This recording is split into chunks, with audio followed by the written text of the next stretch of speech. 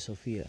Yesterday you asked me how to use Discord application for voice chat in game. Now you can find the application on Google Play Store or App Store, Apple App Store. Yeah, I already installed it. Now you just press the application, and on the front page you will find login and register.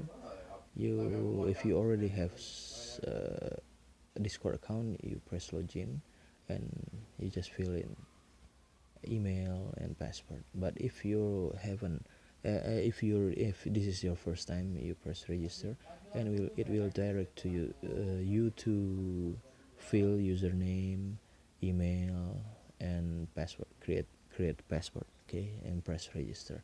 It's just as simple as that. Okay,